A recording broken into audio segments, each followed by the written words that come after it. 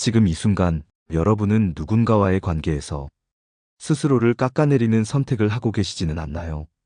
그 사람이 준 상처가 아직 아물지도 않았는데 먼저 손을 내밀고 아무 일도 없었던 것처럼 웃고 또다시 옆자리를 내주고 있지는 않으신가요? 만약 그렇다면 여러분은 지금 가장 소중한 존재인 자신을 무시당하게 내버려 두고 있는 것일지도 모릅니다. 사람은요, 한 번 상처 준 사람에게 너무 쉽게 용서받으면 반성하지 않습니다. 그리고 다음에도 똑같이 상처를 주게 되어 있습니다. 오늘 여러분과 나눌 이야기는 사람에게 받은 상처를 무조건 화해로만 해결하려 하지 말고 존엄을 지키는 쪽으로 풀어야 한다는 내용입니다. 그 사람이 여러분에게 상처를 줬다면 그 상처만큼 거리도 두고 예전과는 달라진 태도를 보여야만 비로소 여러분을 귀하게 여길 수 있게 됩니다. 한 번은 제게 상담을 요청한 여성이 있었습니다. 오랜 친구와의 관계에서 늘 상처받는 쪽은 자신인데 그 친구는 미안하다는 말도 없이 언제나 뻔뻔하게 연락을 해온다고 했습니다. 그 친구는 무례한 말을 아무렇지 않게 하고 사적인 이야기를 남들에게 떠벌리면서도 우린 친하잖아라는 말로 모든 걸 덮으려 했습니다. 그녀는 말했습니다. 제가 먼저 화해하지 않으면 관계가 끝날까봐 두려워요. 그 친구밖에 없거든요. 이 말에 저는 조용히 이렇게 대답했습니다. 그 친구 하나 지키려다 여러분의 마음과 자존감을 전부 잃는다면 그게 과연 좋은 관계일까요? 그건 우정이 아니라 희생이고 감정 착취입니다.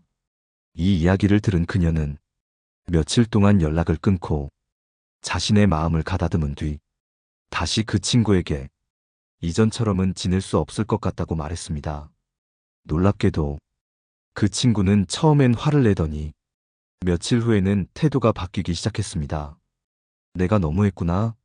이렇게 진지하게 말하는 거 보니 정말 많이 힘들었겠다.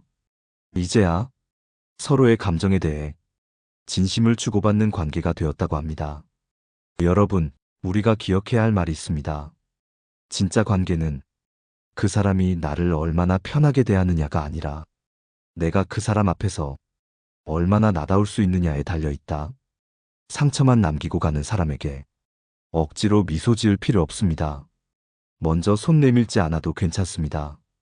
사람은 자기 잘못을 인정할 기회를 스스로 가져야만 진심으로 바뀔 수 있습니다. 이제부터는 여러분의 마음을 지키는 것이 가장 먼저여야 합니다. 다음으로 실제로 상처를 주고도 그걸 당연하게 여긴 사람들과 어떻게 지혜롭게 거리를 두었는지 구체적인 사례를 통해 살펴보겠습니다.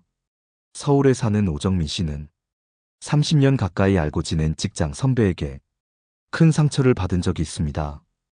회식 자리에서 술김에 그 선배는 사람들 앞에서 정민 씨의 가정사까지 끄집어내며 비웃었습니다. 야, 네 남편 사업 그거 또 망했지? 그 나이에 아직도 전세 살면 안 쪽팔려? 모두 웃었지만 정민 씨는 마음속 깊이 무너졌습니다. 그날 이후 그 선배는 아무렇지도 않게 술김에 그런 거지. 내가 얼마나 너 아끼는데 라며 연락을 계속했습니다. 정민 씨는 며칠 동안 잠도 제대로 못 잤습니다. 내가 너무 예민한 걸까? 정말 그냥 넘겨야 할 일일까? 하지만 아무리 생각해도 그 말은 도를 넘은 모욕이었습니다. 결국 정민 씨는 조심스럽게 그 선배에게 연락을 했습니다. 선배님, 그날 하신 말씀, 제게는 많이 아프고 수치스러웠습니다. 앞으로는 제 사적인 이야기는 그런 식으로 꺼내지 않으셨으면 좋겠어요. 그러자 선배는 뭐 그런 걸로 서운해하냐? 넌 참 속이 좁다. 라며 반응했습니다. 그 순간 정민 씨는 결심했습니다. 그 사람과의 관계를 이전처럼 이어가지 않기로요. 그리고 점점 일적인 연락 외에는 끊고 자신을 존중해주는 사람들과 조금 더 가까워졌습니다. 몇 달 뒤 그 선배가 다른 사람들에게 정민 씨 욕을 하고 다닌다는 이야기를 들었지만 그때는 오히려 후련했다고 합니다. 내가 더는 그 사람에게 참아야 할 이유가 없다는 걸 알았어요.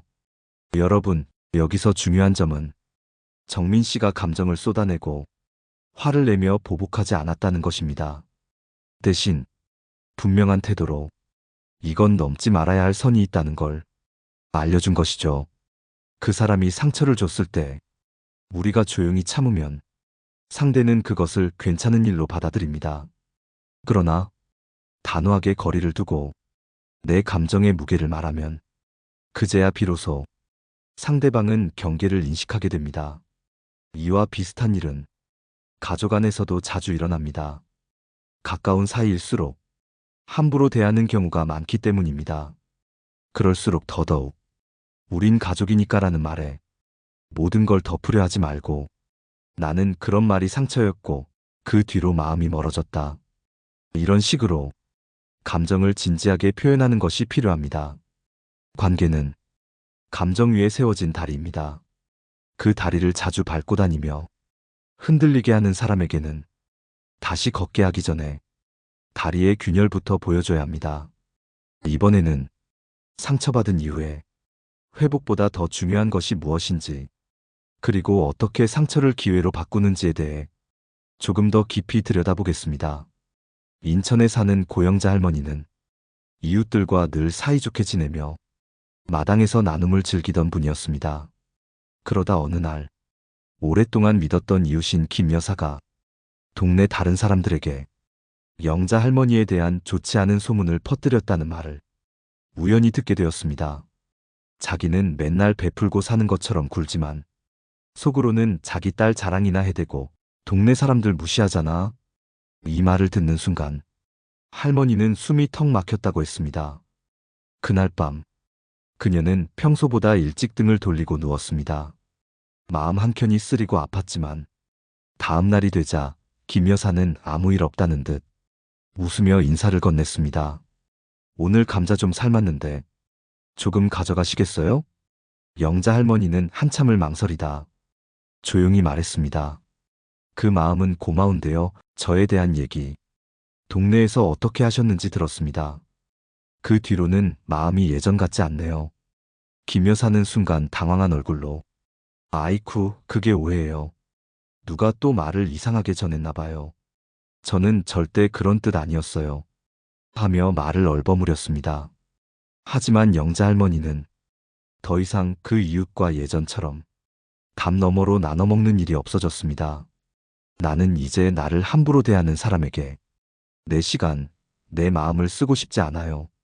할머니의 말은 단호했지만 그 안에는 상처와 슬픔이 담겨 있었습니다. 여러분, 이야기의 핵심은 이것입니다. 용서와 화해는 강요되어선 안 된다는 것.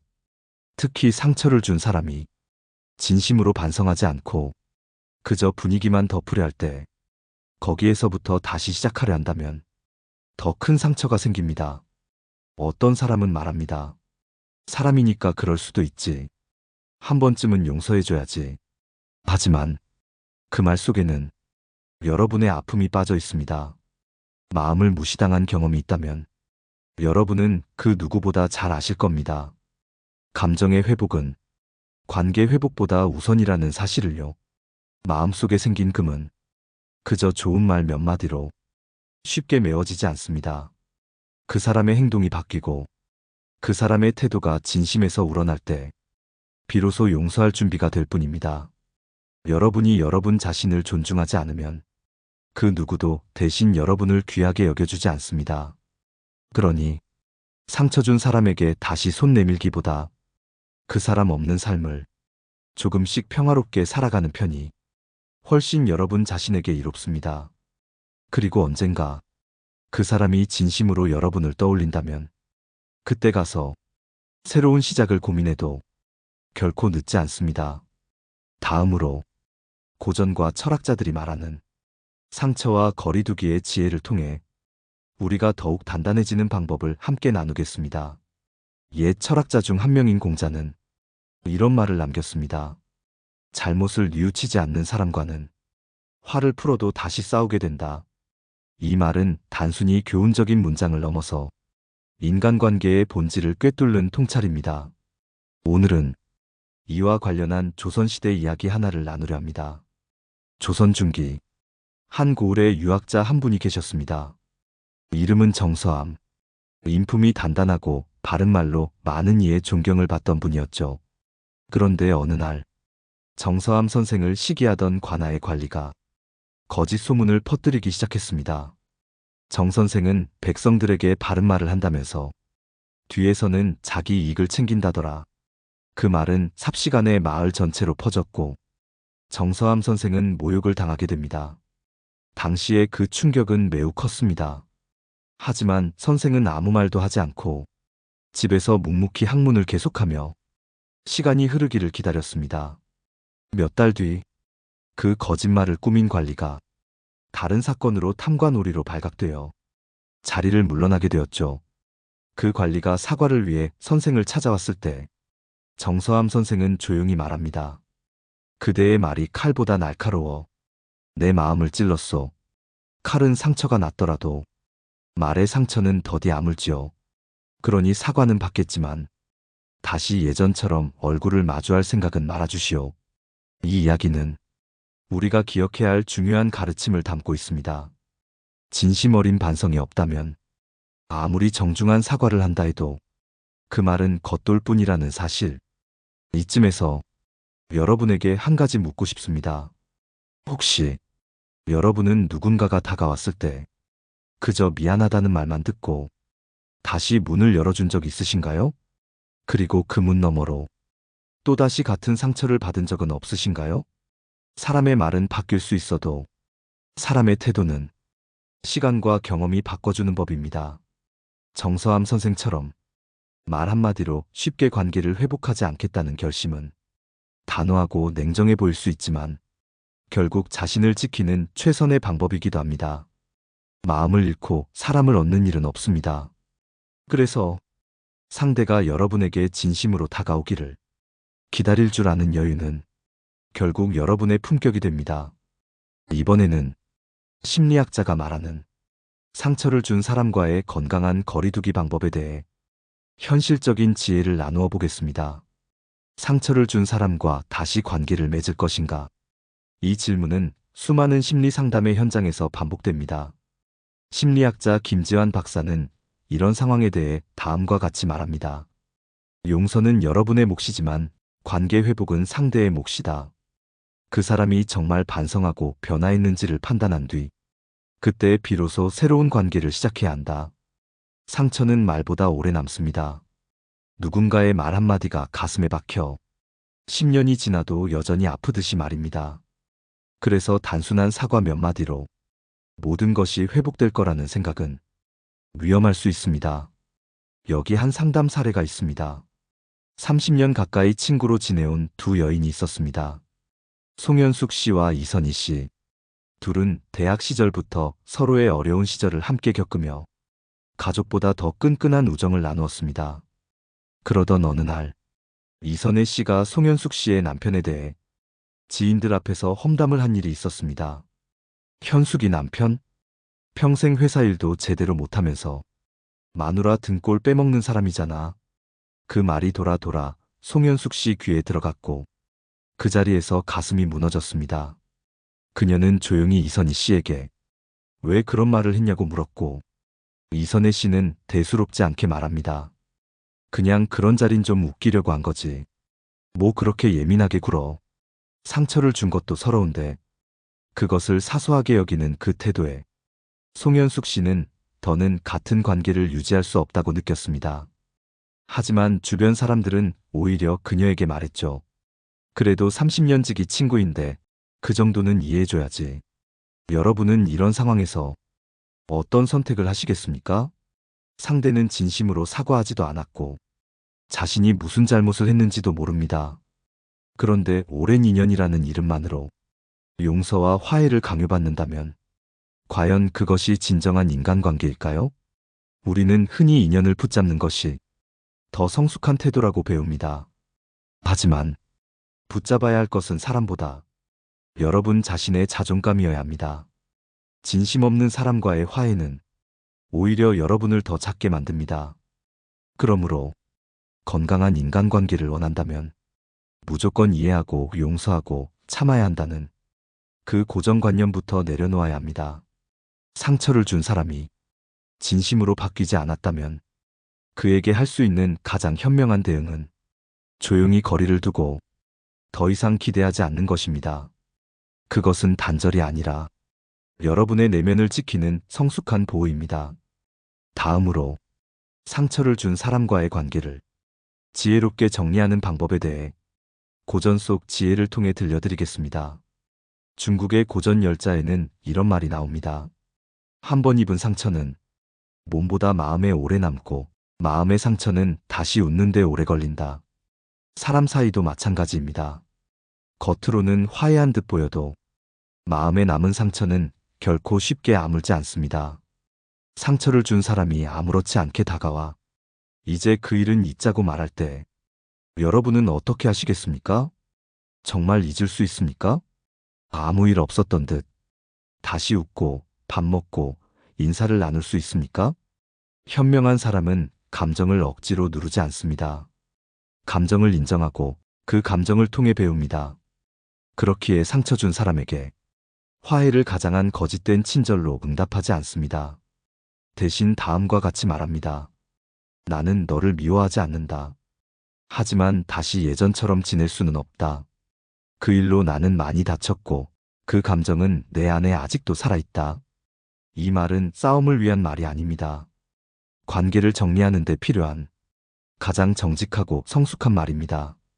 우리는 때로 화해하지 않으면 안 될 것 같은 압박을 받습니다. 가족이니까, 오래된 친구니까, 직장이니까 이런 이유들로 속마음을 눌러가며 억지로 웃고 억지로 안부를 묻고 억지로 관계를 유지합니다. 하지만 그런 억지스러운 관계는 오히려 삶을 더 지치게 만들 뿐입니다. 여러분의 삶은 그 누구에게도 맞추기 위해 존재하는 것이 아닙니다. 여러분 자신의 마음을 제일 먼저 지켜야 할 사람은 여러분 자신입니다. 심리학자 박현우 박사는 말합니다. 지혜로운 사람은 상대의 사과보다 자신의 감정을 먼저 살핀다. 그리고 그 감정이 회복되지 않았다면 조심스럽게 거리를 둔다. 그것은 감정적 복수가 아니라 존엄한 자기보호다. 관계를 지혜롭게 끊는다는 건 미워해서 떠나는 것이 아닙니다. 나를 사랑하기 위해 필요한 용기를 내는 것입니다. 혹시 지금 여러분의 곁에 여전히 사과 한마디 없이 당연한 듯 대하는 사람이 있습니까? 그 사람에게 너무 쉽게 괜찮다는 말을 하지 마세요. 나에게 상처를 줬다는 것, 그 자체가 나를 귀하게 여기지 않았다는 증거다. 이 말을 기억해 주세요. 오늘 우리가 나눈 이야기, 요약해보면 이렇습니다. 첫째, 상처 준 사람과의 화해는 선택이지 의무가 아닙니다. 둘째, 진심 없는 사과와 접근은 단호하게 거절해도 됩니다. 셋째, 나 자신을 귀하게 여기는 태도만이 상대에게도 여러분을 귀하게 보이게 만듭니다. 오늘의 방송이 여러분의 인간관계에 조금이나마 지혜를 보탤 수 있었다면 좋겠습니다. 여러분의 생각은 어떠신가요? 비슷한 경험이 있다면 댓글로 나눠주세요. 좋아요와 구독도 잊지 마시고요.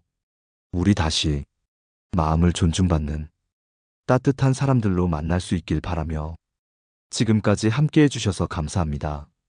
내 삶을 바꾸는 지혜였습니다.